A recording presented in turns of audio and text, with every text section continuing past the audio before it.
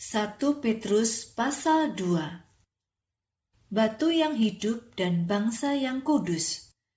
Sebab itu buanglah semua kejahatan dan kebohongan dan kemunafikan dan iri hati dan fitnah. Jadilah seperti bayi-bayi yang baru lahir, yang menginginkan susu yang murni untuk kebutuhan rohanimu.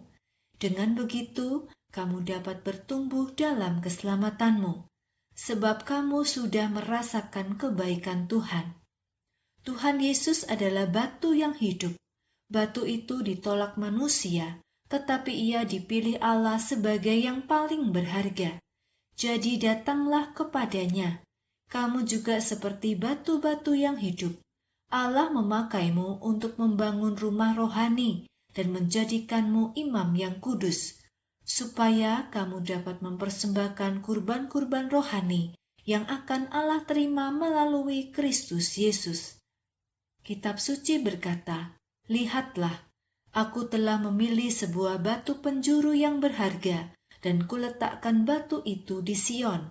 Siapa yang percaya kepadanya tidak akan dipermalukan." Bagi mereka yang percaya kepada Yesus, ia sangat berharga. Batu yang ditolak oleh tukang-tukang bangunan itu telah menjadi batu yang sangat penting. Tetapi bagi mereka yang tidak percaya, ia adalah batu yang membuat orang tersandung dan yang membuat orang jatuh. Mereka tersandung karena mereka tidak menaati firman Allah. Itulah yang telah Allah rencanakan bagi mereka. Tetapi kamu adalah umat yang terpilih, imamat yang rajani, bangsa yang kudus, umat milik Allah sendiri. Allah memilihmu supaya kamu memberitakan perbuatan-perbuatan ajaib yang Ia lakukan. Ia memanggilmu keluar dari kegelapan untuk masuk kepada terangnya yang ajaib. Dahulu kamu bukan bangsa pilihan, tetapi sekarang kamu adalah umat Allah. Dahulu kamu tidak mendapat belas kasihan, tetapi sekarang kamu telah menerima belas kasihan dari Allah. Menjalankan hidup yang baik untuk kemuliaan Allah. Saudara-saudara yang terkasih, sebagai pendatang dan orang asing di dunia ini, aku memberi nasihat kepadamu supaya kamu menjauhi nafsu kedagingan. Nafsu kedagingan itu berperang dalam jiwamu.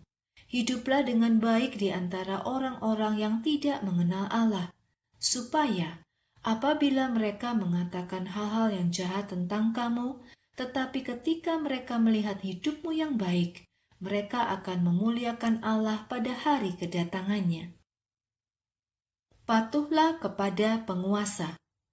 Patuhlah kepada orang-orang yang memiliki kuasa di dunia ini, karena kamu melakukannya untuk Tuhan. Di antara mereka adalah raja sebagai penguasa tertinggi, juga para pejabat pemerintah, karena mereka diutus raja untuk memberi hukuman kepada orang-orang yang berbuat salah dan memberi pujian kepada orang-orang yang berbuat baik. Sebab Allah menghendaki kamu melakukan perbuatan baik untuk menutup mulut orang-orang yang tidak berpengetahuan dan yang bodoh. Hiduplah sebagai orang-orang merdeka, tetapi jangan gunakan kemerdekaanmu untuk menutupi perbuatan yang jahat, tetapi hiduplah sebagai hamba-hamba Allah. Hormatilah semua orang dan kasihilah saudara-saudara seiman. Takutlah kepada Allah dan hormatilah raja. Penderitaan Kristus sebagai teladan hidupmu.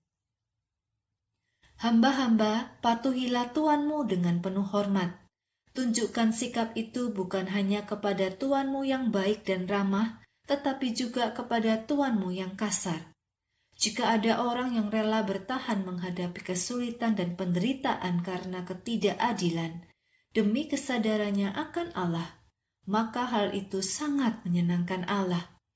Tetapi, apakah pantas memujimu jika kamu bertahan menanggung penderitaan karena kamu melakukan perbuatan yang salah? Sebaliknya, jika kamu menderita karena berbuat yang baik dan kamu bertahan menanggungnya, tindakanmu itu menyenangkan Allah. Sebab untuk itulah kamu dipanggil. Kristus telah meninggalkan teladan bagimu, yaitu Ia rela bertahan menderita bagimu. Jadi, kamu juga harus meniru Kristus. Ia tidak pernah berbuat dosa dan tidak ada kebohongan di mulutnya. Ketika Yesus dicaci maki, Ia tidak membalas caci maki mereka. Sementara Yesus mengalami penderitaan, Ia tidak mengucapkan ancaman, tetapi Ia menyerahkan dirinya kepada Allah yang akan menghakimi dengan adil.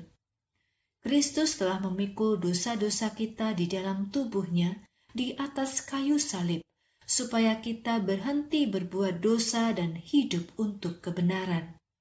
Oleh luka-lukanya kamu disembuhkan.